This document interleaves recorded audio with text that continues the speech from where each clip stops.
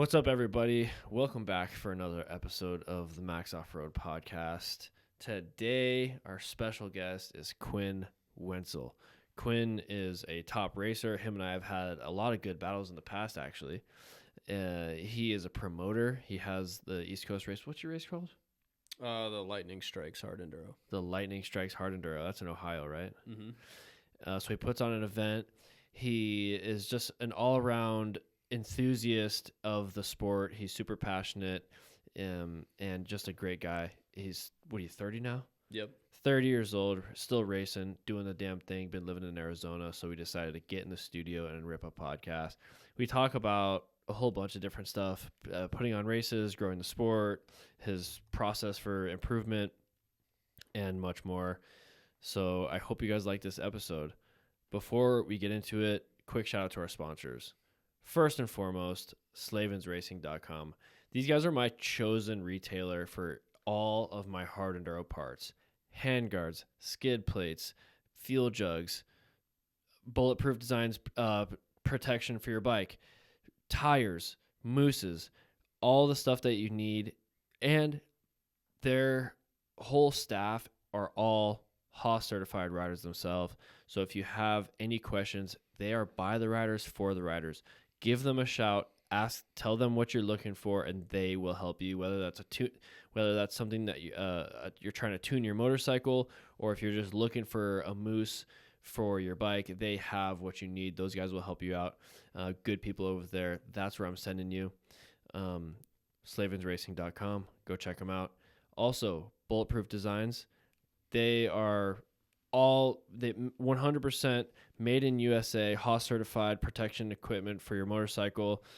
This one's kind of a no-brainer for me. I hate working on my bike, and if I drop my bike down a waterfall or something, that means like a smashed radiator or a bent rotor.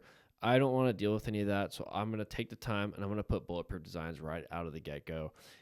Plus, if you break one of their stuff, it's guaranteed, so they will replace your stuff. If you bend something or break it, send it in. They'll send you a new one. I think. Don't get mad at me if that's not true. Made in USA, good people, good parts. Onyx Off-Road. Onyx Off-Road has played a huge part in my navigating experiences the last couple of years. What I like most about Onyx Off-Road is the 360-degree feature that you can use. You can actually scan and rotate the land so you can look at the globe from a human's perspective, almost like you're flying a helicopter through the mountains, so you can really gain an understanding of how the terrain lays out. And it's helped us so much for navigating these terrains and understanding these mountains like we haven't been able to before. So massive shout out to Onyx Off-Road for the help. And then they also have single track trails loaded on there. So if you go to a new area and you're looking for places to ride, you can go on Onyx Off-Road and find places to ride, see who owns the land, and actually find trails that you want to ride. So massive shout out to them as well. And last but certainly not least, we have Plu's Tires. This is a new company out of the UK that is dead serious about making the best performing tires possible. They are constantly asking me for feedback. How can we make the tires better? What can we do?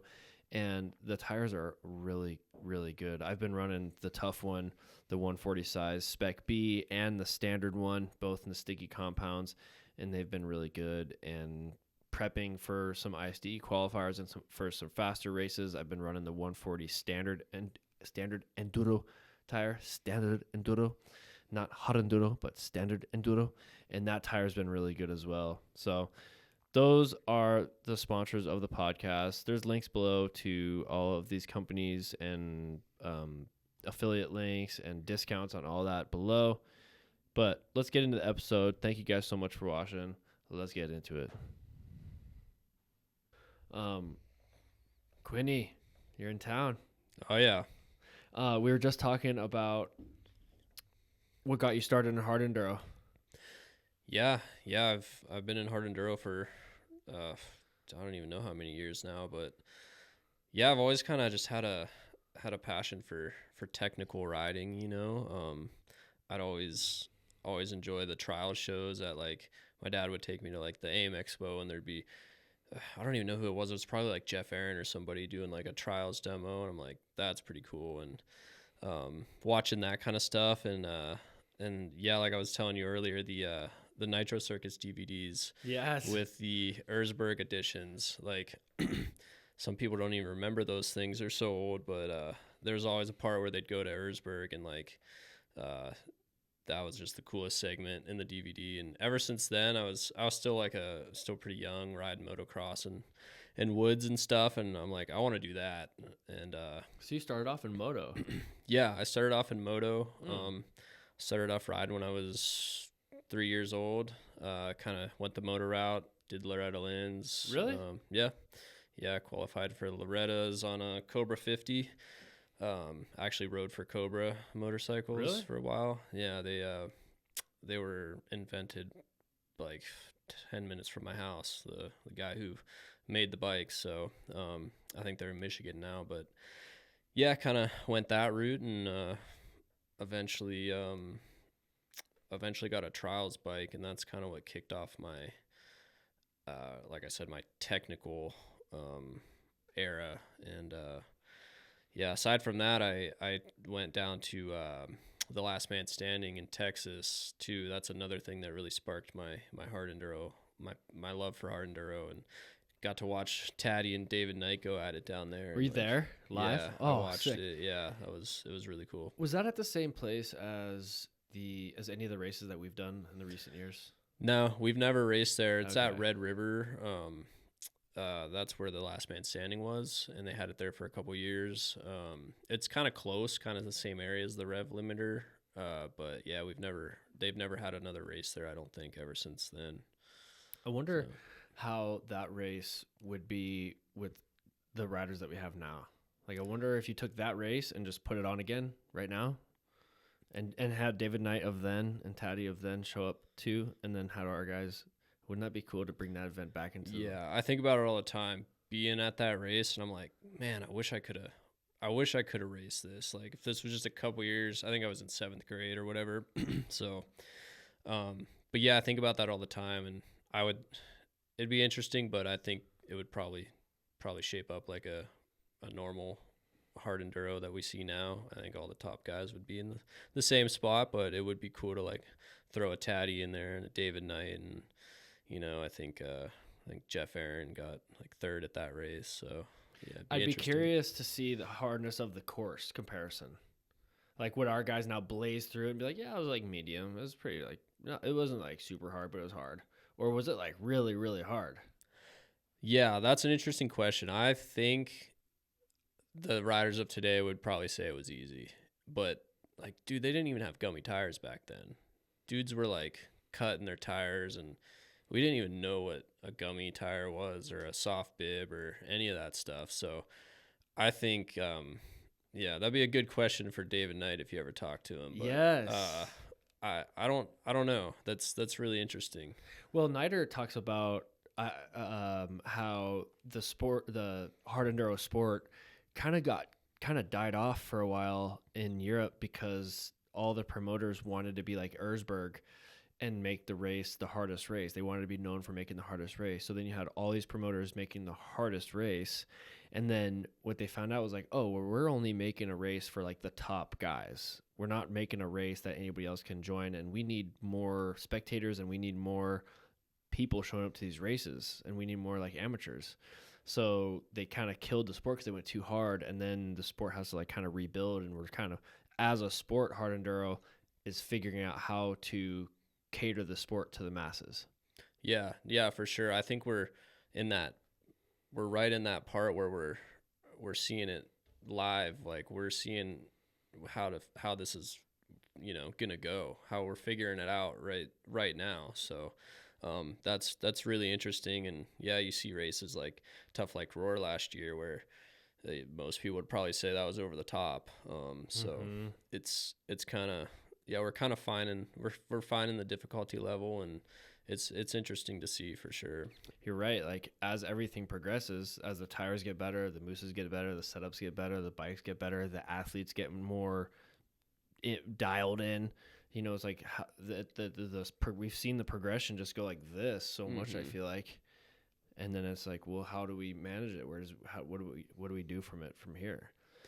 Yeah, it's like a little bit of a razor's edge for promoters to walk that line, and try to please the pros, but we need signups, we need amateur competitors, we need young kids to come out here, and those guys aren't going to be anywhere near the level that the top couple guys are at. So it is really, it's probably one of the toughest things to do as a promoter, is try to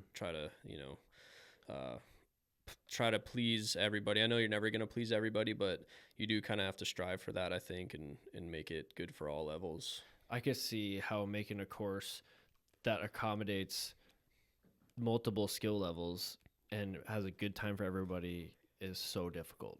Yeah, it's really difficult. How do you approach that as a promoter and a racer? Yeah, for sure. I mean, I think being a top racer has really helped form me into I would like to say, a good promoter. I've had lots of good feedback so far with the couple races I've put on. So for me, it's figuring out, first off, there's a couple factors that come in play. One being your land. What type of terrain do you have? How much acres do you have? What's the difficulty level? What's it going to be like if it rains? So you got to think about that first. And then you got to think, okay, like, am I going to do one course? Am I going to do a separate course? Am I going to do splits? All of those questions come down to your terrain. And how much land you have to work with. So in my case, I didn't have a whole lot of land to work with at my race, the lightning strikes. So it's a tricky line to walk there, because I really wanted to push the pros, but I knew if I send some B riders up one of these creeks, it's going to be a bottleneck and it's going to affect the race. So in my case, I put in splits and it seemed to work out pretty good. So that's just something you got to break down and look at. And like, that's a hard thing about hard enduro. There's no formula to set up a race. Mm-hmm. You gotta like look at what you got to work with and kind of make decisions almost on the fly and hope it works. That's why making a rigid format can be difficult too, right? Because like you said, it always comes down to your terrain. Yeah. I hear some people out there saying like, yeah, we need a formula to go by for each one of these races, and I would have to push back against that a little bit, because each race is different. Like, every race is its own thing, and that's what makes a series cool, in my opinion. You look at like Grinding Stone, there's nothing else like that. And he's got to set up a race that works for his land and in his terrain. So,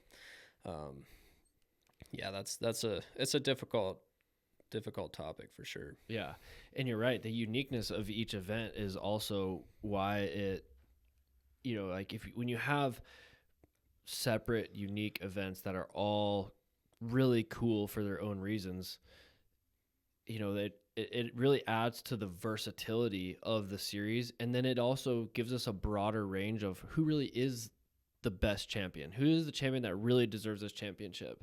Because spreading those guys out on a variety of terrains, a variety of locations, a variety of formats, one could make an argument that the champion is going to be the best racer because of those reasons. Yeah, for sure. Truly. Yeah, I agree with that. I like how we go from one side of the country to the next. And if you look at the AMA, there's, other than Supercross, maybe national trials, I don't know if there's many other series that does that coast to coast. Like, it's pretty special, and you're really truly seeing somebody that's got to be good at all types of terrain, West Coast and East Coast, and it's very different. Well, you're basically a West Coast guy now, being out here in Arizona. Yeah, I've been out here about 3.5 months now, so it's been really good for me. So yeah. Yeah, it's sick. Not to switch subjects because I want to keep talking about the racing, but isn't it cool having like such a good camaraderie? Like having a bunch of guys in town, riders here, staying with me. You're in town. We got a little group together. Go ride. Go do stuff.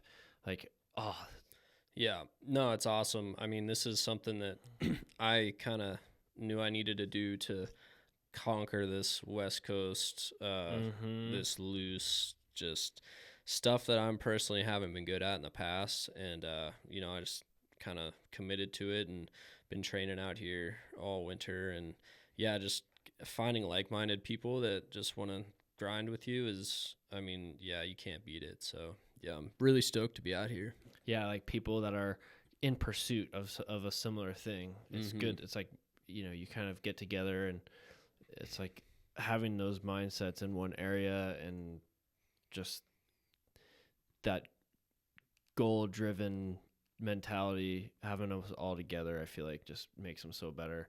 And riding with the new guys, like, now we're to the point where we're like veterans almost of the racing. And we were talking about that earlier, how it's like, bro, 1 second ago I was racing, having fun. Now I'm a veteran of the sport almost. I've been in it for a long time.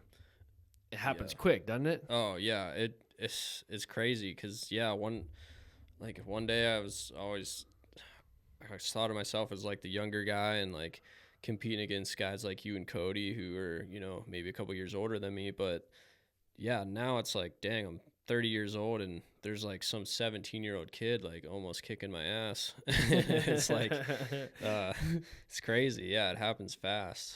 And riding with those guys during the week is nuts. Like seeing what Ryder or like Tristan and Ryder and Stone, even like what those guys are willing to do is just like madness, bro. I'm like, I'm not going to take that risk on a Tuesday. Yeah, no, I learned that lesson last year riding out here with a couple of dudes and I was mind blown. And it takes a lot to blow my mind because I come from trials and like all this stuff where everybody's sending gnarly lines and I saw some lines those guys were doing that was like, man, it changed my perspective on what I need to do to really up my game a little bit. And just some crazy stuff.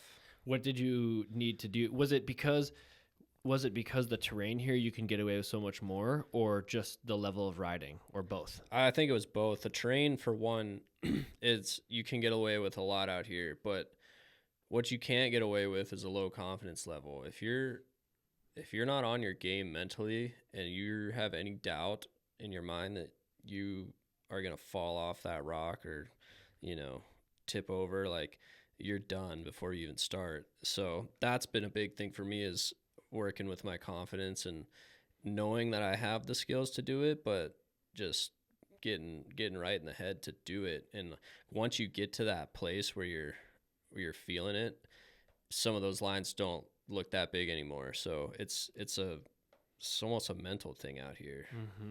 You just have to keep building on your mental progress and but it is tough because you hit one rock before something in it. Totally. A lot of times you don't have a chance to turn out of something.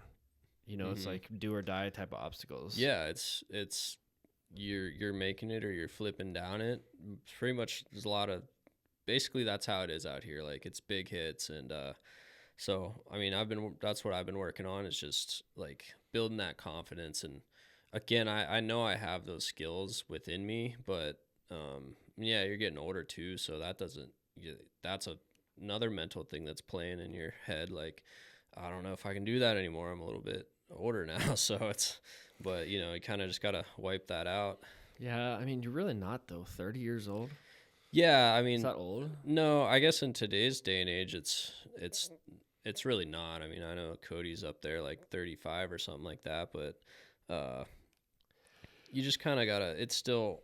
I'm not saying I'm old, but it's starting to creep in there a little bit, So just like that willingness to just crash and jump off something is like you're not as willing to just come back down something or send your bike off something. Yeah, for sure. That's starting to be I'm starting to drift away from that really sendy kind of vibe. Cause I used to send some pretty big stuff on my enduro bike, and big rocks and stuff back home. And now I'm just I can do that, but I'm gonna pass today. Yeah, if I have to do it, I will. Yeah, if I have to do it. If everybody else is doing it, then I was like, all right, I guess I'll do it. But that's like a lot of the stuff out here. It's you get peer pressured into doing some gnarly stuff. Well, and then when a group's confidence can rise throughout the day. Totally. Like when you're all out there and you're all trying stuff, you can like, I wouldn't do this if I was out here with just my normal self or my normal crew, whatever that is, but I'll go for it. Yeah. And then next thing you know, you open the can of worms. Yep. And it's like a little spiraling effect. Maybe even and if you can get in that crazy state where you just like, like don't even care anymore, like I'll try anything. Sometimes it takes one little crash to like unlock it too. Mm-hmm. For sure. Yeah. And that's like, yeah, if you're with a certain group of guys, you can build off of it, and then before you know it's getting out of hand, and there's lines that an average rider would think you were lying if you told him you rode up that, but there's that one out of Rio where you're like going down a creek and it kind of pops out to the right and it goes straight up that quarter pipe. It's ridiculous. I'm pretty sure we rode that a couple weeks ago, and I was my buddy fell off of it, and it was like, really? Yeah, his bike flipped like literally 40 feet down the hill afterwards because he didn't quite make it. I was like, yeah, he just got far enough for his bike to flip all the way back down. Pretty much. That's how it happens, right? Like if you commit to it and you don't make it, you're all the way at the top, but then you still fall. That's the worst spot to be in. And getting comfortable in like when the things get really steep, when you're not very much percentage of the time is your bike ever like at this angle. So it's almost like hard to have spatial awareness when you start hitting really big stuff. Yeah. That's where Page is tough. It's like, bro, I'm like going like here and then like up this cliff, like, whoo, this is getting scary. Yeah. Like vertigo type shit. Like I don't even know where I am anymore. Oh yeah. And again, like that's kind of stuff I've been struggling with a little bit is like looking at stuff and just being like, I know I can do that, but what do I actually have to do to clean that? And then it's a mental game, How do you draw the line? Like, where's your line? How do you find it? Oh, that's a good question. I guess I would say how big is the consequence? What if I tip off the right side here, how far am I going to fall? Like stuff like that. And Paige is bad for that because there's big drops out there. So yeah, I guess I just kind of see like how I'll judge the obstacle and be like, okay, can I do this obstacle? If I can do it, I'll be like, okay, what's going to happen if I don't make it? And then if I don't check either one of those boxes, I'm probably not going to do it. So yeah, it's just like the risk factor. I kind of got to weigh it out. Well, plus as you get older, it seems like your wisdom sets in and you are like more in it for the longevity of it. And sometimes things just aren't worth the risk. And if I'm feeling juicy that day, like for sure, I'll go for stuff. Like I'll go for stuff. But like if I'm just like not feeling it, sometimes you don't, you almost have to practice not letting your ego get in the way of like, yeah, I know I can hit that, but like, do I have, okay, all right, I'll try it. Yeah. For sure. Versus like, I'm just not feeling it today. Like, I'm just a little off. I'm just going to save it for another day, or maybe I'll come back to it at the end of the ride if I'm feeling juicy. You know what I mean? Yeah.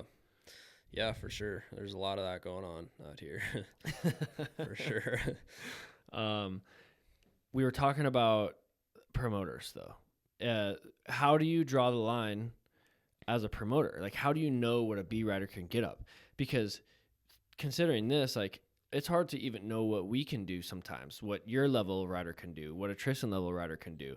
It's really hard to understand because sometimes you'll make something, working with Josh at the Hard Enduro series, we'll make something and we'll be like, yeah, the boys are going to spend some time here. And then there's one line, brap, and it's like, okay, never mind, Tristan rode right up it. Yeah. Or everybody rode right up it, or this thing took longer than expected. Mm-hmm. So it's hard to gauge how to build a course for the people that I'm most familiar with.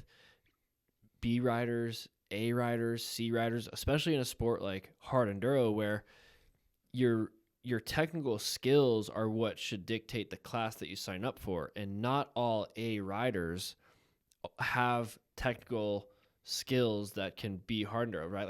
Like a fast A guy isn't necessarily like a hard enduro rider, right? Mm-hmm. Like they might be more like a B hard enduro course, right? For sure. Or sometimes, you get a C guy who has spent a lot of time focusing on their hard enduro technique and their skill work, and maybe they have a trials bike, and that person's almost more like an A rider in terms of their skill set, just at a lower level. Yeah. So you have multiple classes of riders within the same class of riders, if you know what I'm saying. Mm-hmm. So yeah, so the question is, how do you build a course that works for everybody? Yeah, I mean that's $1 million question. We're still trying to figure it out. But luckily for me, I think most promoters' issue is they put in a section for the pros and they don't know if it's rideable or not because they're not a pro rider and they don't have access to a pro rider. There's, you know, only about 10 or 12 of us around, and we can't. We shouldn't really be riding the course anyway. So, luckily for me, I can judge that because I can ride it and I can kind of feel it and see how that goes. So I don't think I have the problems that most promoters have because of that reason. So in terms of the pro course, I feel like I'll start there. I'll get the pro course dialed and then I'll work my way down, where I feel like a lot of people probably do the opposite. They start out easy and then they try to, all right, now we got to find something the pros can do. So for me, I feel like, and I'm not saying everybody does it that way, but that's kind of how I get the vibe that some people do it.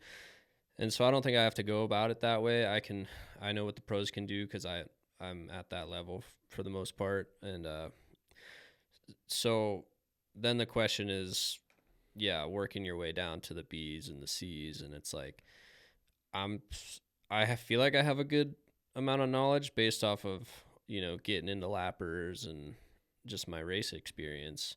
And, I still make mistakes. For example, the first year I put my race on, I put this creek in, and when I was out trail riding, I rode up it and I didn't even put a foot down. And I was like, okay, if I clean that without putting a foot down, B's and C's will be fine. They can bulldog up it. And boy, was that a mistake. Like a couple riders went through there and churned up a little moisture, and that was it, dude. Like a couple rocks got kicked out of the way, and it was gnarly. Like really way too hard for the C's, and it deteriorated. And it got slick, and I underestimated that. I always say no matter how dry it is, the tough sections most of the time still gonna get slick. If you're working in a rocky area out east, it'll get slick even if it's dry. And because you unearth the leaves and the topsoil and you flip all the rocks over, and then you kind of release the moisture from below. And it was like an offshoot creek, so there was no moisture in it. It had been dry, like, and still like churned up a bunch of moisture, and man, it got really bottlenecked. And so that was like a big mistake. I should have sent them around that creek. So that's now. But now I know because I made that mistake. So part of it is experience, making the mistakes, learning from them. And it's I judge it. I'll ride a section and I'll judge how easily I get through it. And that'll kind of be the determining factor of I'll send these guys up it or I'll make them go around.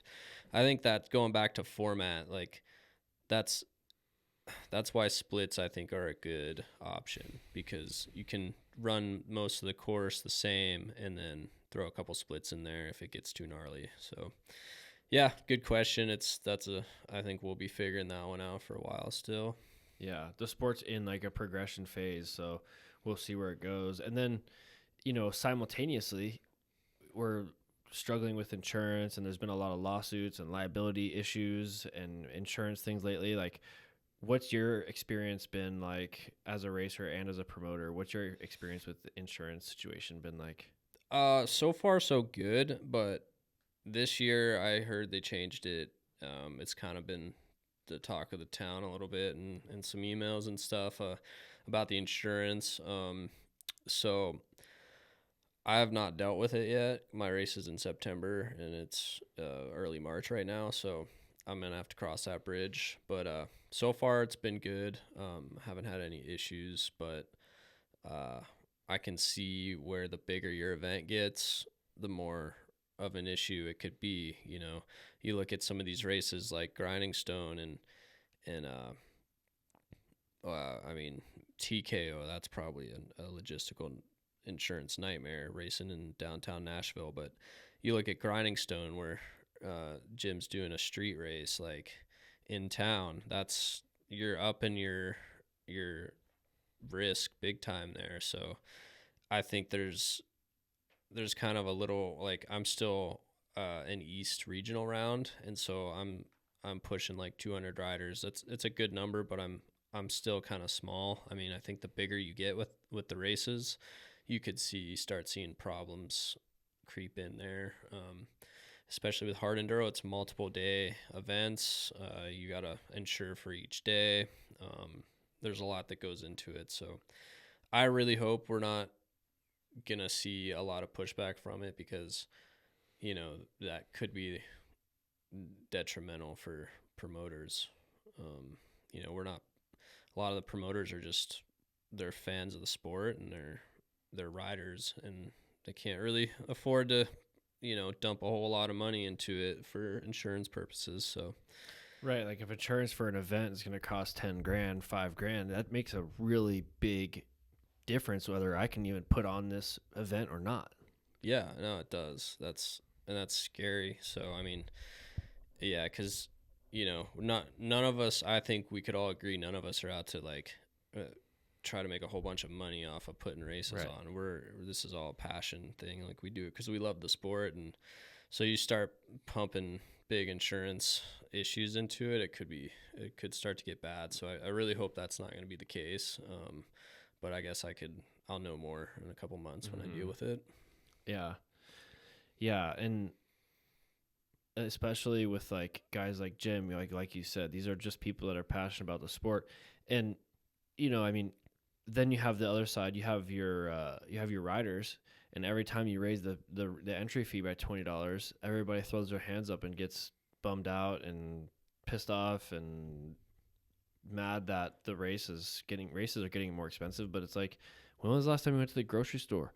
Yeah. Everything is go get fuel lately. Everything is more expensive, and I think that it's easy to point the finger at the promoter and saying you're taking more money, but the reality is, like, bro, the event needs to cover their costs for insurance, for porta potties, for facilities. We got to pay the landowner. Like, there's a lot more going on than what people see. And like you said, it's not like you're getting done with an event and you're walking away with 100 grand. Yeah. No, it's not the case at all. That's a good point. Like, it's all about the bottom line. If the bottom line's here, then the entry fee is going to be here. But if the bottom line's up and the cost of living is up, then everything's going to go up, including your hobbies. And it's a shame, but it's got to be done. My race entry, I've done 2 so far, and the first year was, I think, I was around $100 or something like that, and then I had to up it just because you got to bring in enough to put the race on, and Totally. And not to mention try to put prize money out too. That's kind of a different topic, but yeah, I've never been one to bitch about a race entry fee, because I know what guys got to go through to put the race on. And yeah, some of them are steep, and some of them, to justify paying $500 for a race, that's not a good number. But it's like there's a reason that number's there. So I try to respect the promoters and their race entry fees, and sometimes they're high, but yeah, it's unfortunate. But hard enduro, to put a hard enduro event on, it's a massive feat. Like, it is way bigger than trying to put on like a hare scramble or something like that. Like, the amount of work is crazy. So I think that comes into it too. You're putting a lot of hours into it. So a lot of stuff comes into play there, but I hope it levels out. I don't want to keep seeing stuff go up and up and up. Yeah, you never know. Yeah. You never know. And there's just so much going on, especially with like the FIM World Hard Enduro Championship. They're shutting down. It looks like. I don't really know the details behind that. Do you know? Yeah. I just not too much. I think their main sponsor was the KTM group, and I think they pulled out, and that sucks. It's like, it's not. It's I don't think it's good for anybody in the sport. I think it's good to have that championship. I don't think the races are gonna go anywhere. You're still gonna see Erzberg and all that, and they're still gonna sell out probably. But it's yeah, that's kind of a shame. I don't know many details about it either, though. It would seem weird for all those guys, all the West European guys, to go do all those races, but no one get a championship out of it. Yeah, right. After having a championship and then not having a championship, it almost seems odd. Yeah, it'd be interesting to see how that plays out, because yeah, if there's not a championship, then the stakes aren't as high, and if the stakes aren't as high, then the OEMs aren't that interested. So right, and then there becomes less money in it for the top guys. So that'll be interesting. Hopefully, hopefully we aren't seeing the end of that. Maybe it'll just be a 1 year thing, but yeah. In the record books, it'll just have like 2025. What year is it? 2025. yeah, like 2025, like blank. yeah, 2026, Manny. yeah, right. 2027, Billy, whatever. Yeah, I mean, it'll be weird, but hopefully hopefully that gets worked out. Well, and it's also a testament to what the U.S. Hard Enduro Series has been doing. I mean, not to gas up my own crew, but what do you think of the involvement of the U.S. Hard Enduro Series in the past few years? Yeah, it's good. You can gas them up. It's legit. The boys are legit. Yeah, it's I'm stoked on it. I'm stoked to see the growth. I mean, this is a young sport. This is, you look at motorcycling, everything's been around since the 70s, like, except for hard enduro. It's a brand new thing, really, in the scheme of things. So you see the growth of it, and see a series born from it, and you see hundreds of racers at every one of these races. It's cool. Yeah, I'm stoked to be a part of it, and hopefully as my career progresses, I can become more involved with it. So yeah. For sure. How do you want to be more involved with it? Like, what does that look like for you? Like, in best case scenario, your race, Hard Enduro Series, all that. So I want to host a premiere round. That's my goal. Hopefully at 26 we see that. I got some spots in mind, and we'll take it from there. I'm still racing, so that's gonna come first for the foreseeable future. But yeah, I'd like to get a premiere round, and then maybe once I'm done racing, we can dive into it a little more, and try to just help the sport grow, because this has been something I've been passionate about for years, and it's a tough sport to grow. You gotta bust your ass to go spend money. That's the bottom line. Like, you're working harder than a lot of dudes out there to be, even at my level, to be a solid top 10 guy, and I'm busting my ass to pretty much go spend money. So my goal is to try to bring more money into it, and that's why I have a $10,000 purse at a regional round. Like, I'll put my money where my mouth is, because that's something I've spoke up about a little bit in the past. Is like, we need to pay these top guys. Like, the pro riders are the reason we have spectators out there. Every promoter wants the pros to be there. Like, they're building their race with the top guys in mind as a show. So we need to be compensated. So that's something I would like to push for. Right now, that's just a goal. How that's going to happen, I'm not quite sure, but I think it just takes, a little bit of time and effort, and you got to find sponsors, and you got to put in the work, and, you can get that purse money covered. So, however I come into that role later on, maybe, I don't know yet, but that would be something I'd like to try to help bring a little bit more, a little bit more money into the sport for the guys that are busting their asses. For sure. You know. Yeah, I mean, that's one of the reasons why I kind of retired from racing hard enduro was because, I was busting my ass for a 4th place. It was all I could do to get a podium. And it's like, I'm walking away with nothing, with minus nothing. Mm-hmm. Yeah, right. I gotta work on I gotta get home and I gotta rebuild my bike. I gotta go to work so I can afford this. Like, it was just like not adding up. I could make more money racing like a local hare scramble or a local enduro. Yeah. You know what I mean? So it's like, at what point can I, at what point is this sustainable for a guy in my position? So that's kind of why I decided to shift gears and do like more media stuff and more content. It was like add to the space, bring something else to the community in place of just my racing. Because if I'm out there getting 5th place, like, what can I do with that? Like, what am I bringing to the community with that? You know what I mean?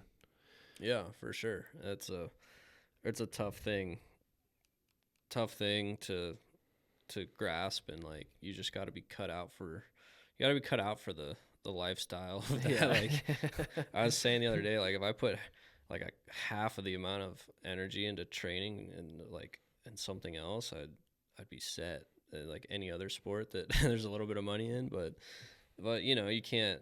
You just gotta. This is our sport, and that's what it is. So exactly, try to make it better. And this is what we love, and this is what we do, and we're fortunate to have the opportunities that we do have in the sport right now. So what can we do to add to it? I think that's the question, is like, what can we do? What can I do to add to this sport and make it grow and make it better for everybody else and blah, blah, blah. Keep the thing going. I feel like Matt Musgrove's done a really good job. Matt Musgrove, he's gotten a lot of the right people in place. It seems like to me, he's gotten a lot of the right people in place. Josh Shecker doing the course directing. It seems like that's been having him involved has been like essential to the success of the event. And then, the media stuff, like Matt Musgrove himself, I feel like the series has been going in the right direction the last few years.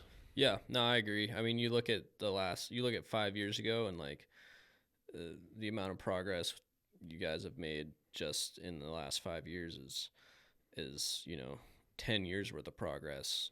Everything's, you got, like you said, you got people put them in the right places, and it's working. So I think just keep building off this, and it's good to see for sure. 100%. Yeah. 100%. We were talking about insurance earlier, and I had a thought, talking about liability and people getting injured and pit bike accidents and, hard enduro. We have flying rocks and, there's a range of things that can happen at hard enduros. And, one thing that's coming out of this insurance thing is, I'm trying to look on the bright side or see both sides of the coin. But, if we do make our courses safer for spectators, or, if things move into a more of a scalable or a sustainable direction because of the insurance things, then maybe that's one good thing that could come out of it. But it seems like personal responsibility is probably going to play the biggest role in the success of events and motocross tracks and just the industry as a whole. Yeah, I agree. I mean, it always just takes, one jackass to ruin it for everybody. That's kind of how it's kind of what you see, right? Like somebody just being stupid. So I think everybody's gotta screw their head on straight. And I look at there's an event we go to called Mid-Ohio AMA Vintage Days in Ohio. Bob loves that event, probably. Yeah. Oh yeah. Is that what he plans his year around? Pretty much, yeah. We both enjoy going to that, and it's everything dirt bikes, man. Like, you just step back in time, and it's awesome. But I cannot imagine the insurance nightmare that place is, because everybody's allowed to ride dirt bikes around, and it's a Mid-Ohio sports car complex, and it's it's a huge place, and the only way to get around is your dirt bike and like or a golf cart. And it's like every year, man, there's the helicopters landing like 3-4 times, picking people out of just the road from just crashing and like hitting their heads and having to get life flighted out. It's the craziest thing ever. And like I can't even like for anybody listening that's been there, though, they're probably nodding their head right now because it's wild. So I always think like, all right, if this event's still going on, there's hope for.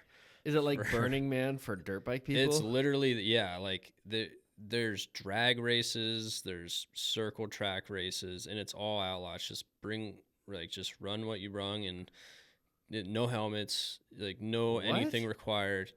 It goes all night. Like they're like, yeah, just put a headlight on your bike. You can ride all night. It's the craziest event. Like everybody should go check it out. Where's it at? It's in Columbus at Mid-Ohio Sports Car Complex, but it's really awesome. Like they do races and hair scrambles, and they do stuff that's actually like coordinated. So you can bring a modern motorcycle? Yeah, or is it only you can bring old shit. The racing's basically like all vintage, but they have like, you can bring your like 95 whatever and race a vintage Evo class. But yeah, that just, every time I think about insurance stuff, I think about that event, and it's just mind blowing. There's just no rules. So if that's still going on, we might have some hope. That sounds pretty awesome. awesome. Everybody should go check it out. How many people come to it? I mean, over a lot. I would have to say, they always do like a head count every year, but to me, I feel like it's in like the 100,000 range. No like shit. It's massive. And they do street racing too. They do everything vintage. So what? Yeah, what's it called? The Vintage Motorcycle Mid-Ohio? AMA Vintage Motorcycle Days. AMA Vintage really Motorcycle cool event. Days. Yeah, a lot of fun. That sounds bitchin'. Yeah, it's in July, so everybody should check that out. Sounds hot though. But Ohio in July sounds pretty. Yeah, warm. it's a bit hot. Bring your AC. Yeah, it's a summertime tradition out there. Racing the vintage bikes, I don't know if that sounds fun to me. It's like, hey Max, you want to go ride this thing and break this thing in half? Like, yes. Yeah, it's you won't but it'll be fun because you won't be able to clear any of the jumps. You won't be able to hit any of the corners fast. You're gonna drag your foot pegs in every single ride. Yeah, you have no brakes, zero suspension. Oh, and it's slow, so you won't be able to clear any of the jumps. Yeah, it's you know what I found fun about it is I've recently started to build my own bikes, and that's where you get, because in today's day and age, I'm a big proponent of like, it's not the bike. Back then, it was the bike. If you were getting beat, it's because your bike sucked and they go slow. If you're riding the true vintage is 1974 or older, which is old. So it's been fun to build vintage bikes and actually make them go fast. What makes the crossover like 74 plus? Like, why is that non-vintage? That's a good question. It's been that way for a while. You have to be twin shock, air cooled, drum brake. And if I could be wrong on this, but if I'm not mistaken, in 1975, Yamaha came out with a monoshock, YZ, and that may be why they do 74. And that's totally what started the whole movement in that direction with the monoshocks. Wow. Yeah. So there's probably much more people more knowledgeable than me on that topic, but yeah, it's 1974 is considered vintage. I mean, that changed everything because we've been on the components have improved, but that design has been basically like the foundation for what we even have now. Yeah, it's really cool. I mean, I've gotten into it pretty heavy in the last couple of years, and just like seeing the evolution of the bikes, and it's a lot of fun. Like, you gain appreciation for the bikes. Yeah, you gain a big appreciation. Like, even from like a 1980s bike is just night and day better than a 74. Like, really? those were the very early days of motocross. So the bikes were just like, I don't know, man. It's like riding a street bike or something out. They're so rigid, and they're not good. So it's fun to try to build them and make them good. If that's It's makes crazy sense. how like the sport of motocross really isn't that old. Mm-hmm. Like it's kind of a new sport, and it's with this innovation of dirt bikes, the innovation of the motorcycles. The sport of motocross is almost a product of the innovation of the motorcycles. Mm-hmm.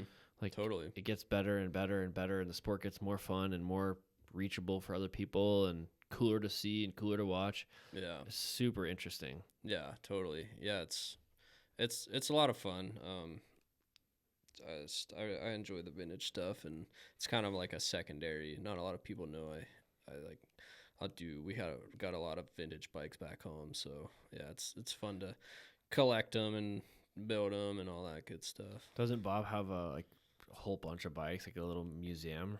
Yeah, yeah. My dad's got. We got between the two of us, we probably have over 200 bikes. Holy at the crap! compound. Yeah, just Do they all run? no. There's a lot of rolling chassis out there, but a lot of them do run. We got a couple. We got a couple wall hangers, and we got some beaters, and probably more beaters. But yeah, we got vintage trials bikes, MX bikes, mostly anything off road.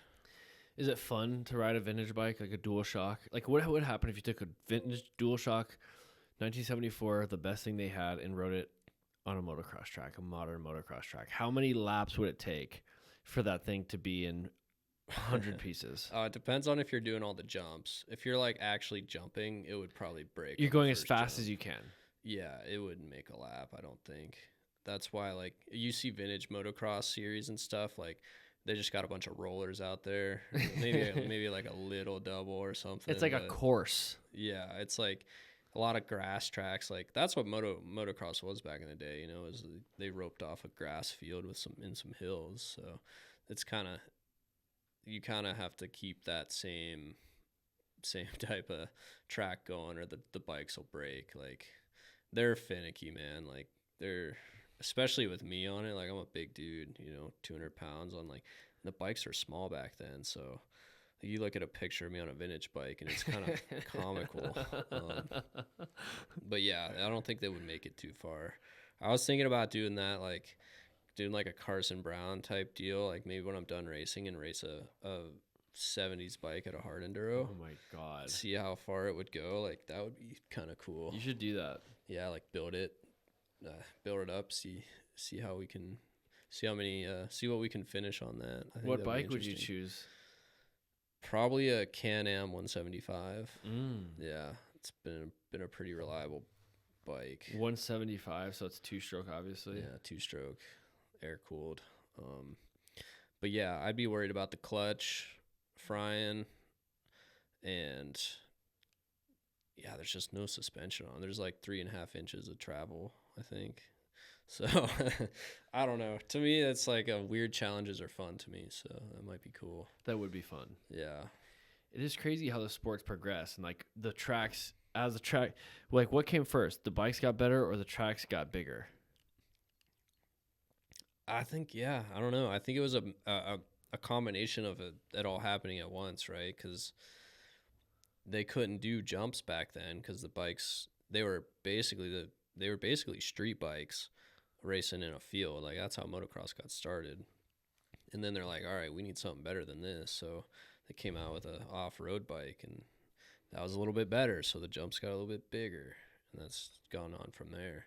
Crazy. So, yeah. Even to watch like a 90s Supercross, like it looks like somebody like whipped up a track in their backyard. Yeah. Like had some buddies over. Like it's crazy how the sport's progressed. Dude, on the all early levels. 90s Supercrosses are the best. There's like a banner, and like it's like the actual hay bales Yeah. everywhere, and then the hay Real gets on hay. the track. And the Yeah. tracks are like all kind of lopsided, like from a bird's eye view. The tracks are like wider in Yeah. one spot and then skinny, and then they're kind of lopsided. But now all the Supercross tracks are like perfect. Yeah, it's hilarious. Like it doesn't sound that long ago, but and then yeah, go back from there to the early Supercross. Like it was just like pretty pretty backwoods, kind of like it's just funny looking back. Yeah, I feel like Jeremy McGrath caught it in a good era. totally. Like he was there at the beginning of when the track started to change, like turn into more of a formulated track, and he did those just as well as he did the other tracks. But then he kind of grew with the sport. Like he was a really big part of. I feel like he caught a big wave in the growth of the sport, and was a big part of the growth himself as well, bringing attention, outside sponsors. You know what I mean? Being Jeremy McGrath, the whole thing too.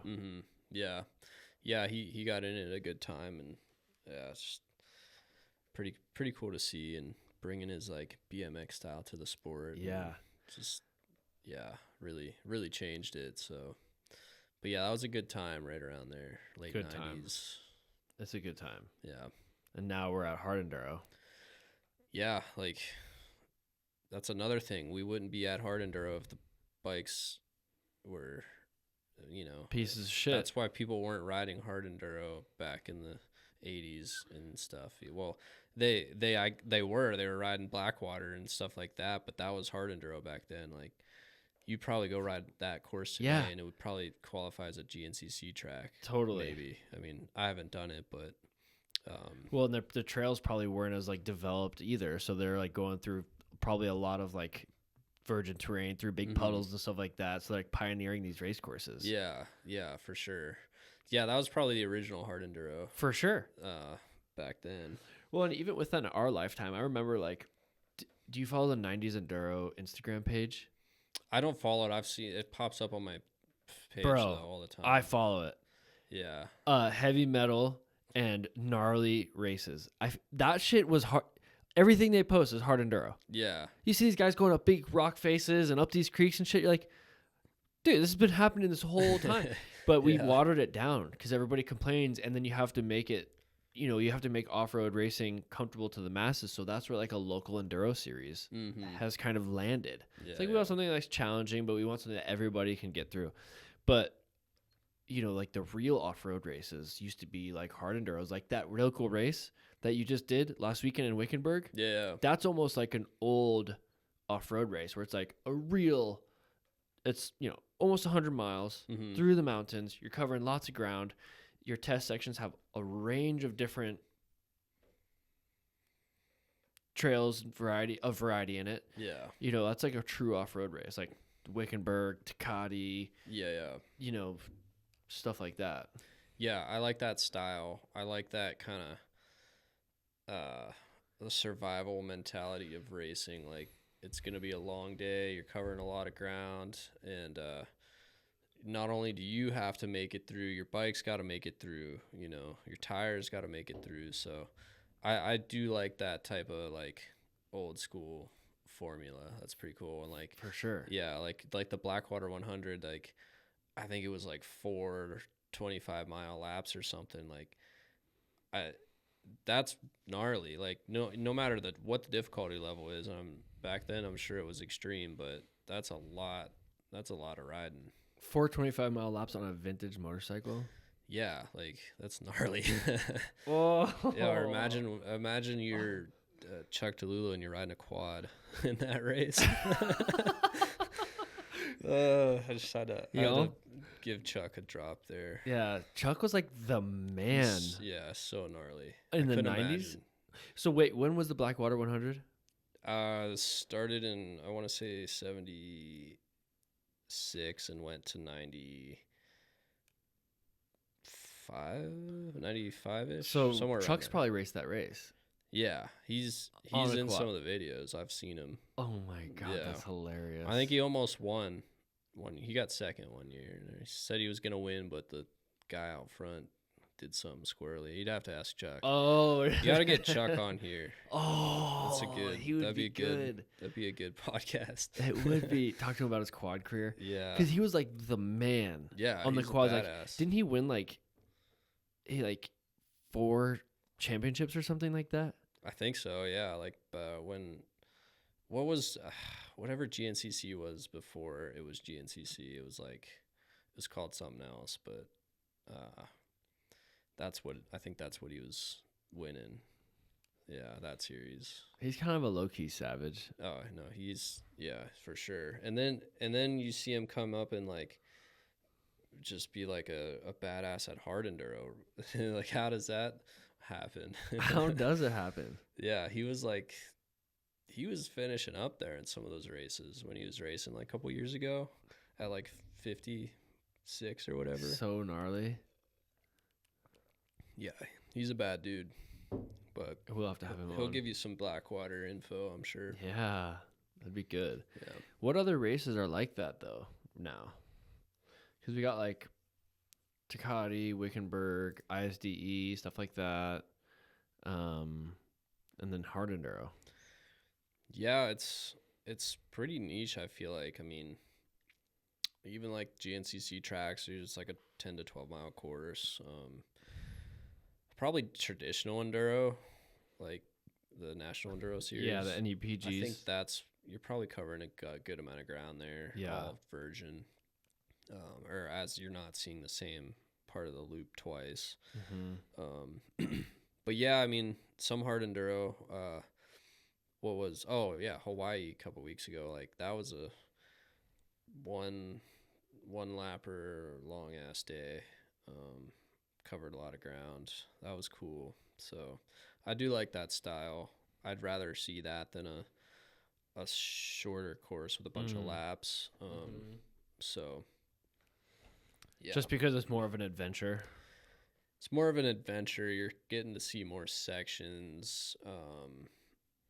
You're not running into lappers, which is a big deal, I think. Yeah, because It's if you can run them one lap, then you can almost make the course more difficult.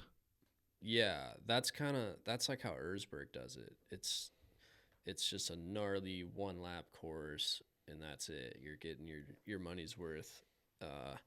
Once you start running the guys more than 2 laps, then you have to make your course a lot wider for more lines. Yeah, it's a whole different style, and like that's how with my race that I put on, I didn't have the option to do one long day because the amount of acres I had. The best I could get was 8 miles, and so we had to do a multi-lap race, and that just is what it is. And I would prefer to do a long ass day, like 5 hours on the bike, 4 or 5 hours on the bike's pretty good time.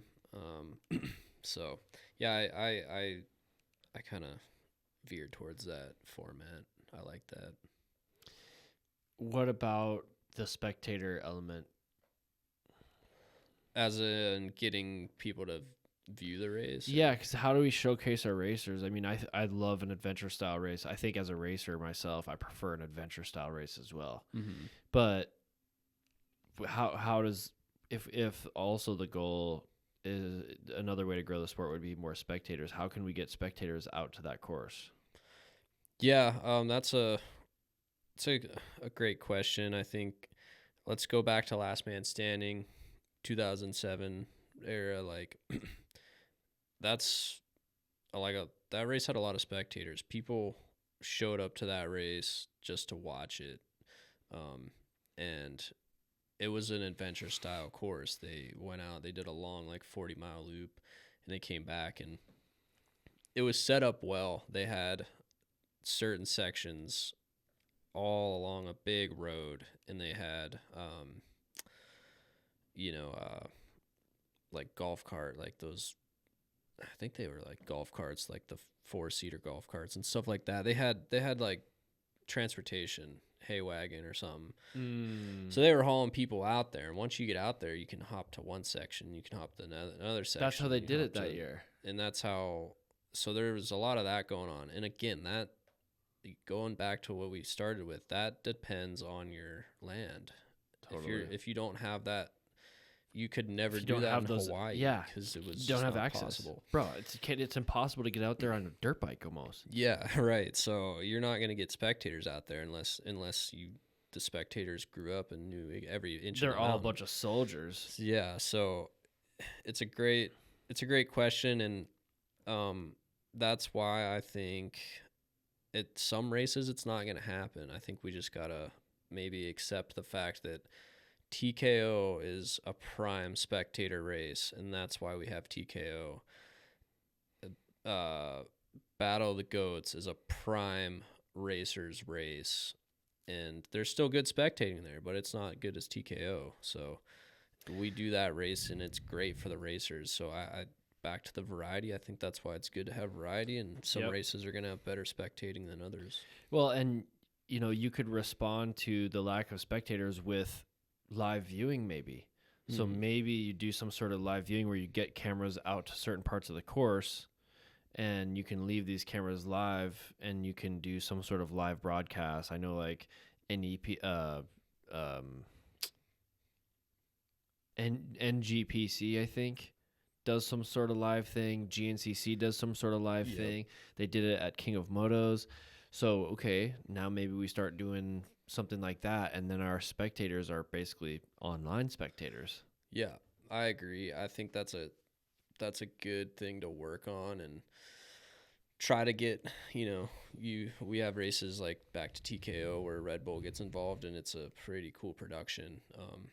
So that's the challenge, right? Is getting somebody to sponsor that or figure out, because that's a big deal, getting those cameras and live feed and People, that's a personnel.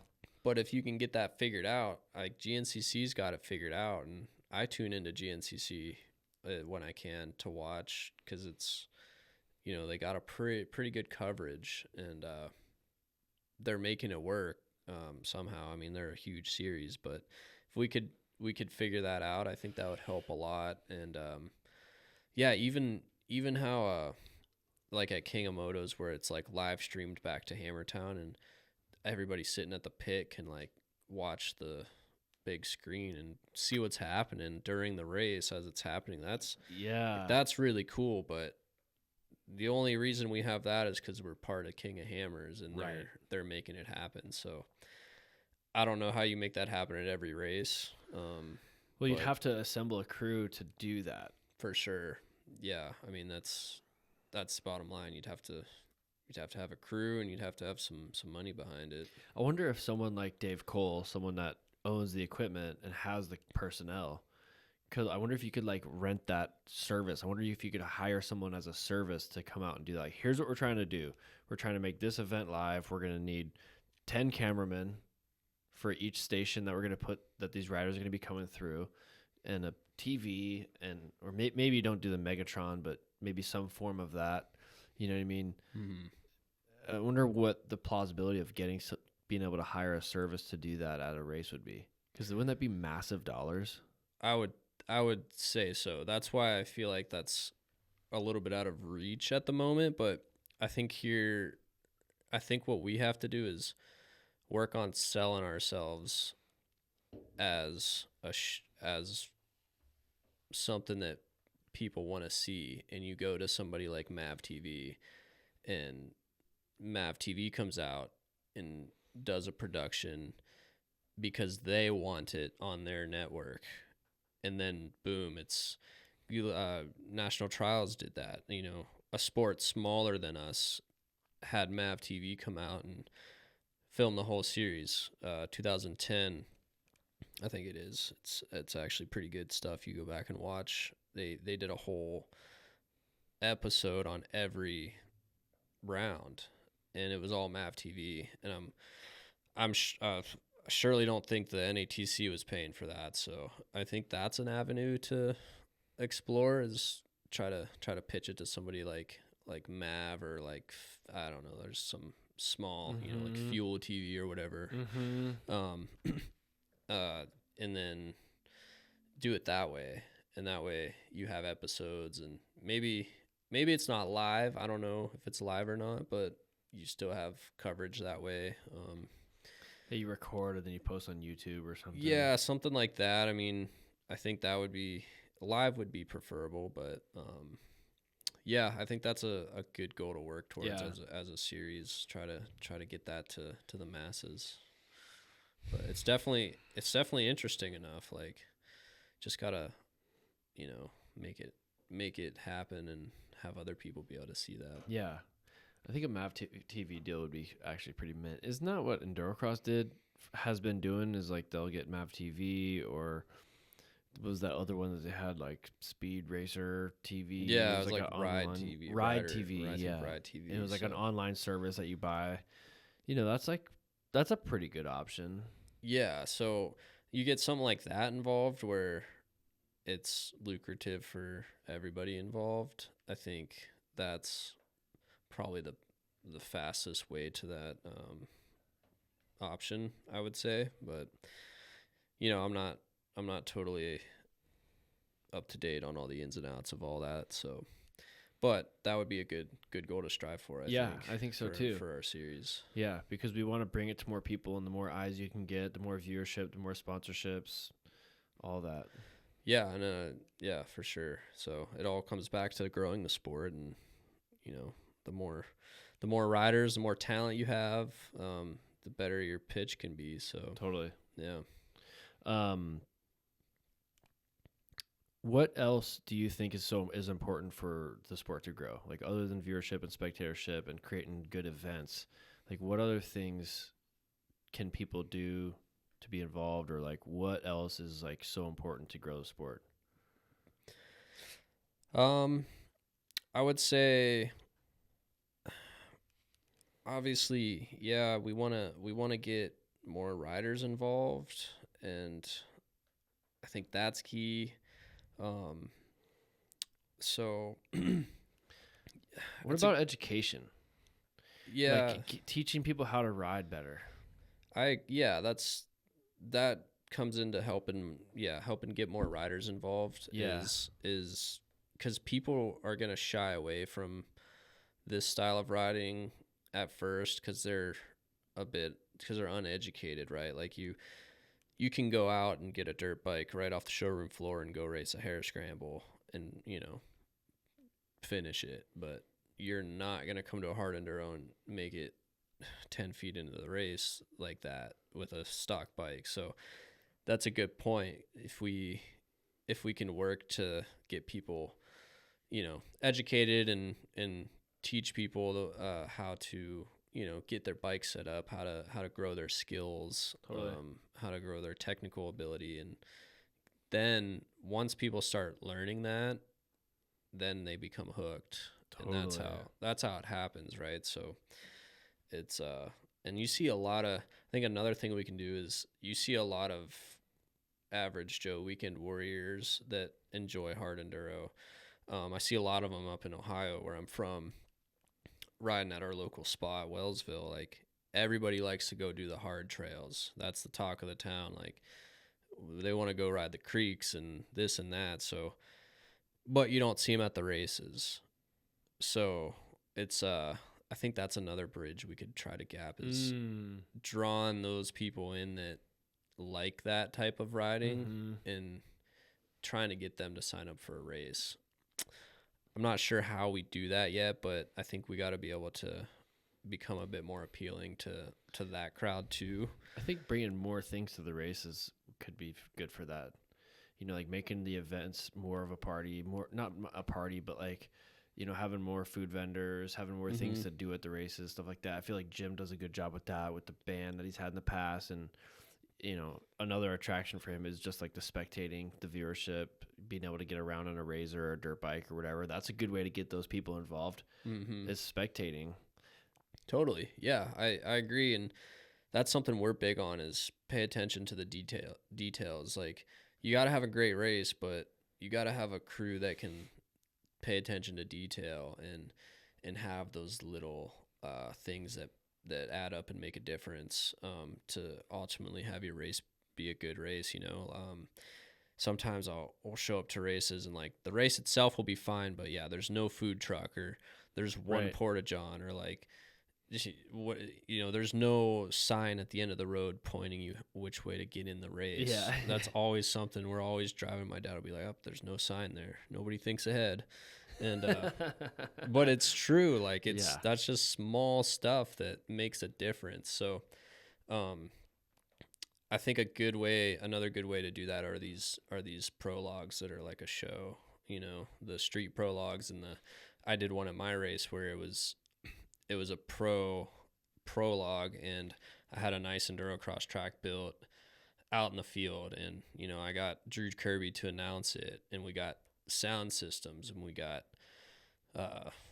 just nice signage, and it was all ribboned off. It looked sweet, like stuff like that, and like everybody that's racing the next day come out and enjoy that evening prologue, and that I think helps people, that it's not only are they getting to race, but they can also enjoy a pro shootout or whatever you have. Well, it showcases the pros and inspires them. They get to see totally.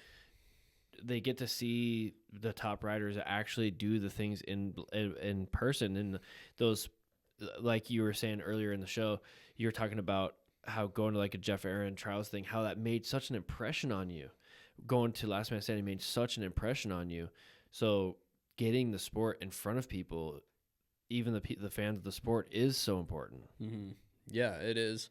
And just stuff like that, small details that I think we could take more incentive to, as promoters and as organizers, to do stuff like that, and really make it special for the spectators and the guys that are racing and spectating at the same time.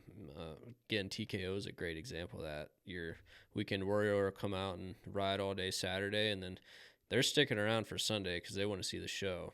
So it's like a fun weekend. Yeah, stuff like that, and that's why that event's huge, right? I mean, if we could, I think we should strive to chase that, TKO does a good job, and they've been building that event since 2013, I think. 12 or 13, yeah. So they've got over 10 years. Mm-hmm. They got 12 years of experience with that race. Is that it?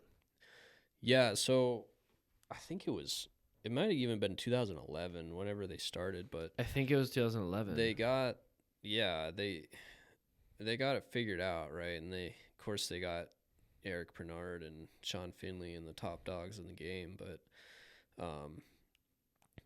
but those guys didn't get to where they got because they're not paying attention to detail. Those guys pay attention to detail, and they, that's why they're world-class promoters. So I think we all got to take a note out of their books, and we got to take the best things from each round and try to apply it into one round. And like, if I'm a promoter, I'm going to try to take the best things from each round and apply it into my round. And so as a series, I think that's what we need to do to help grow it and help bring more people in. And I think if you do all that, then everything else kind of falls in place. Mm-hmm. Like adopt that mentality of like, what can I learn from these other promoters? Yeah, for sure. And don't get me wrong, it is a lot of work, and that's why people don't go the extra mile. And there's a lot of great races out there that make their race awesome, but yeah, like I said, might not have their other ducks in a row. So it's just it's a lot of work though. It's a lot of work. That's a lot of work. That's and it's like in the best case scenario, everybody has fun, nobody gets hurt, and just only like a small group of people that hate you for some reason. Yeah. Yeah, you're always gonna have that, like the one dude that's just gonna trash talk you. Yeah. But it's gonna happen. Totally. You can't please everybody. You never can. Yeah. There's always going to be a percentage that is just unpleasable no matter what you do. I learned that in the pool business when I was servicing pools. Bro, it's like doing a good job, your pool's clear, but there's just some people that don't have enough going on. Mm-hmm. You know what I mean? Like, man, this person needs a dirt bike. Right. Or to go for a walk or something. Yeah, there's always gonna be somebody that's just impossible to please, and they're gonna be at your race. So. Yeah. Where are you at right now in the point standings? I'd have to look. I've started off with 2 7ths, which is pretty good for me. I'm happy with that, especially at King of Motos. I've made it pretty clear that I always struggle out there, and I had a good King of Motos. Almost had a P6. It was real close at the end. Mm-hmm. but then we went to Hawaii, got another 7th. Uh, so, but if you look at like Cody Webb had issues in Hawaii, Will Reardon had issues in Hawaii.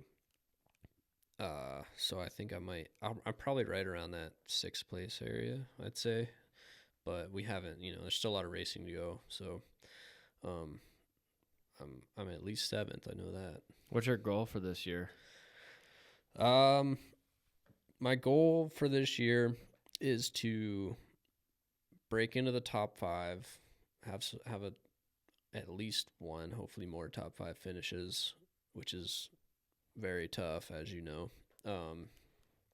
And my end goal is that so tough is that I want to finish 6th, like right around 6th or better is like that's where I know I can be at and I want to be at. And I think I got 8th last year and I had 2 bad rounds. So if I cleaned up those 2 bad rounds and got some good finishes, I can be in that 5th, 6th range. Mm-hmm. So that's the goal. Yeah, I'm getting better each year and each round, and I'm better now than I ever have been. So just yeah. So I feel like you've been riding really well lately. I mean, because you got a lot of good momentum. You know what I mean? You have the most experience now than you've ever had, in which an experience gets you a really long way, I feel like, in hard enduro. Yeah, for sure. So what you might lack in like that youthful, risk-taking mindset, you might make up for in experience, which is good. That's what I feel like at my point in my career with like racing enduro cross only and stuff like that. My experience, I'm kind of relying on my experience a lot. But yeah, I mean, it takes a long time. I feel like hard enduro is one of those things where it takes a long time to accumulate the amount of experience required to do well. Mm-hmm. You have to be in the game for a long time to like keep getting better at it. Yeah, no, that's so true. The experience factor is key for hard enduro. And I'm still learning, man. Like, it's crazy how much there is to learn. And if I knew a quarter of the things I knew now back like in like 2017 when I was like still kind of on my own in terms of support, like, man, I could have done so much better. And yeah, just the little ins and outs of bike setup and tire setup and nutrition and what to eat and when, it's just crazy the amount of stuff that goes into it. So experience is big, and yeah, I definitely got a lot of experience. I've been to pretty much every hard enduro that's been held here, other than like the last man standing, which was a little bit before my time. But everything after that, I've pretty much raced, and the experience has helped a lot. Every single one? Well, not at one point or another. Right. I missed the first TKO. I've been to every TKO except for the first one they had. Damn. Yeah, and I've been in the main event every one of those except for 2, I think. I missed the main event like twice. So but now I show up to that race and I know exactly what's going to happen. Like, I know the format, I know the trails, I know the rocks in the trails. Mm-hmm. 'Cause I've beat myself up on that in that race year after year after year, and like so experience is key for stuff like that. I would totally agree with that. Yeah, and what does your process look like for improvement? Just I come from a trials background, so I started out early in moto in woods, and I kind of had excuse me, I gained some speed there, and then I got into trials really heavy, and I lost some of my speed and I gained a lot of technical ability. So I was coming into these hard enduros with a lot of good technical ability, but I didn't have any intensity and my speed wasn't very good. And so and my fitness wasn't very good. So it's basically just been the last 2 years, I would say I really, really cracked down and took it as serious as I should have been taking it before.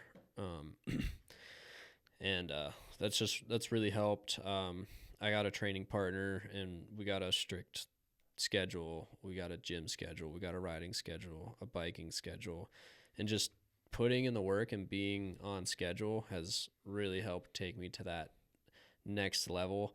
I feel like everybody can progress to a certain spot, and then they plateau. And then once you've plateaued for a little bit, it's really hard to take that next step. So I was stuck on a plateau for a while, and I was able to, I think, take a good step off of that plateau last year.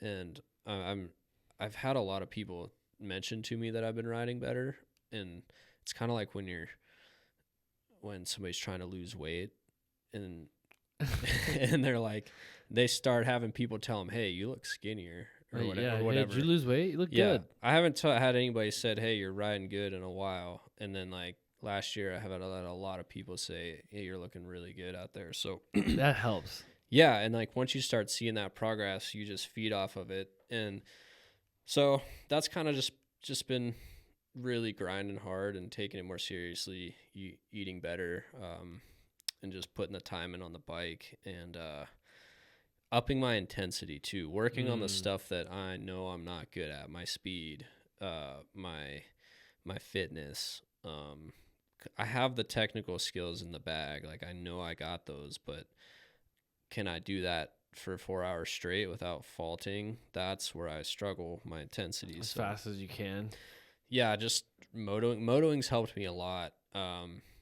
Back in the day, nobody knew how to train for hard enduro. Like riding motos or motoing hard enduro loops? Motoing hard enduro loops has helped a lot for me, because I can do everything on the loop just fine. I can clean it, but can I do it lap after lap and stay consistent and still have high intensity without spiking my heart rate? No, before I couldn't. So now it's like I've been working on that and doing hour-long motos or sprints or whatever, and just raising that ceiling yeah, slowly. and like making really tough hard enduro loops that most people couldn't ride, and going out there and motoing them. That's so steps like that have really helped with my results and my riding, and so yeah, it's been going well. Nice.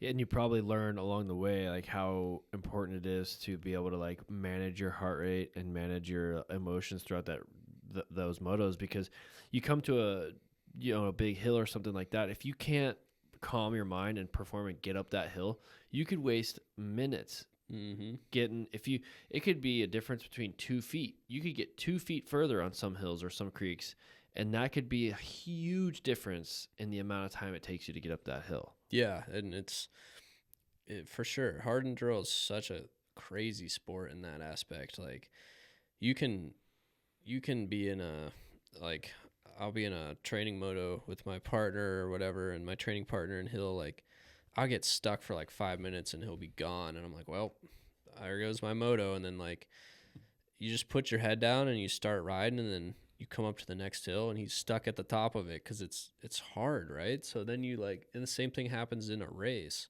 and so you just gotta it's not over until it's over, like something like that. If you waste 5 minutes in a motocross race, you might as well just pull off and be done. But in a hard enduro, that's nothing. Like you gotta manage your emotions and manage your heart rate. That's a big thing. Stay on the bike. The minute you get off and push, your heart rate's blown up, and like Really? you're just.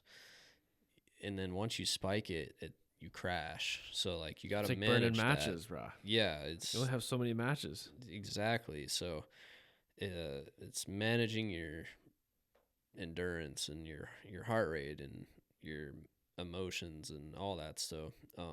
Yeah, it's like I said, I'm still learning, so it's been a fun process, being able to watch myself get better. For like sure. that.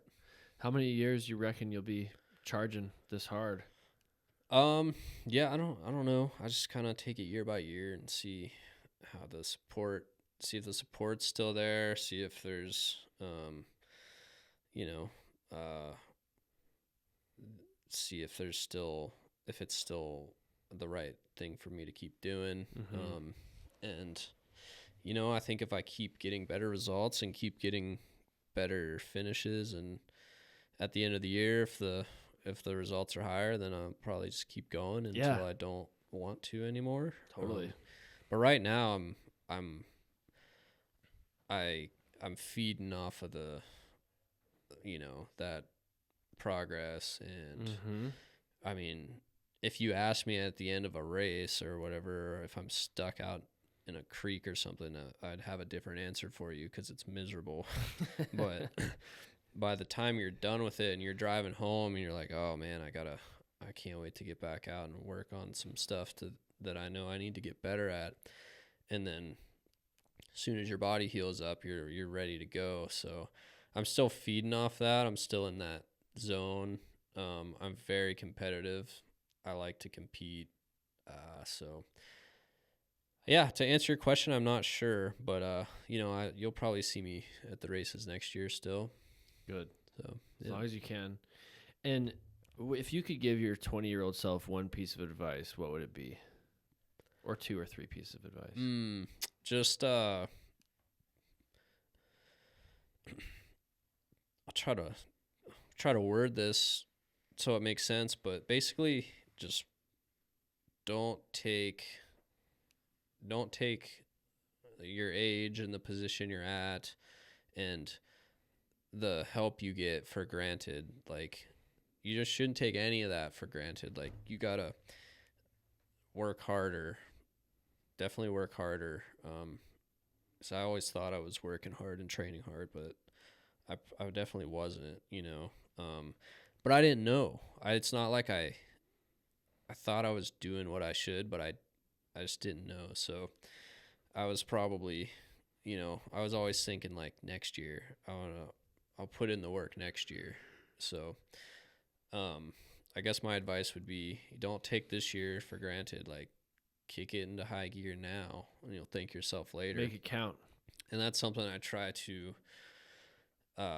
pass along to some younger riders and some guys that I, ride with back home, and that I train with. And you can just see it. The young kids are just kind of like floating around. They're just enjoying life. And it's like, that's fine if that's what you want to do. But if you want to be good at this sport and be a top competitor, like, you gotta put in the work, and you gotta do it now. And that's something I just wish I would have started doing sooner. Mm-hmm. Taking it a little bit more seriously, focusing on the opportunity that you have, doubling down on your efforts. Yeah, I think so. I think, yeah, just putting in the work and actually sticking with it. That's because I'm not afraid to work hard. I'm not afraid to do that. I didn't have the knowledge Mm-hmm. that I needed. I didn't know how to train. I just go out and ride, and have fun, which is good. You need to have fun too. There's a line there, because if you go work too hard, then you might get burnt out. So Mm-hmm. you got to find a way to train and be fun and still make sure you're working hard. Yep. So yeah, that's like I said, I wish I would have done that a little differently, Yeah. but I'm doing it now. So Well, that's how you learn. Yeah, That's how you learn. Yeah, for sure. I've learned a lot, and I think if I could help pass some of that knowledge down, that's another way of potentially giving back and Totally. getting more people involved. So Totally. yeah. Well, listen, Quinn, it's been great having you on. I think you have a lot of good perspective on the sport, and yeah, let's just keep growing this thing and having fun with it. And I'll be cheering you on in Page. You got Page in 2 weeks. Yeah. That's exciting. Yeah, Page is a good one. That's another one I struggle with, man. And Does that one make you feel a little scared going into it? oh, dude, I was crapping my pants last year. I've never been so nervous for a main event. Like, I remember racing on Sunday being like, well, enjoy today, because that main event on Sunday is going to kill you. And But then I did it, and everything worked out, and all the stuff rode, and it's like, no, what are they gonna have this year now? I don't know. So, but yeah, I struggled there a little bit, so I'm looking forward to having a solid finish at Page. Are you going up there this weekend to go ride? Yeah, and put in a little bit of time out there. I think that's key, right? Putting in the time to get used to that specific terrain. Is plus, like we were saying before, like the height and the vertigo and like the steepness and stuff like that, and the things you can get away with is something you have to get used to. Yeah, and commitment, full commitment. Yeah, it's wild. I couldn't imagine showing up there from the East Coast and like riding it for the first time. Like, it is intimidating, dude. And that's the whole thing behind what the Hawaiians are saying. Tristan was like, I'm surprised after getting beat in Hawaii. Tristan's like, dude, I'm surprised these guys. Why can't these guys get a top 5 on the mainland? And it's like they're as good there as they're just so good in Hawaii. And like, could you imagine growing up in Hawaii? 2 years ago, Cavello was riding in. 3 years ago, Cavello was riding in Omau in cowboy boots and in board shorts. Yeah. So. Yeah, he's that good there, but could you imagine that kid going to Grinding Stone and being like, what is this place? Oh, yeah, that would be like you're on a different planet. Totally. Yeah. Welcome to another planet. Pretty much. Yeah. It's intimidating. Super intimidating. Yeah. Well, I'll be cheering you on. I'll be rooting for you. Thanks for coming by, brother. Yeah, appreciate you having me on. Thank you. 100%. Mint.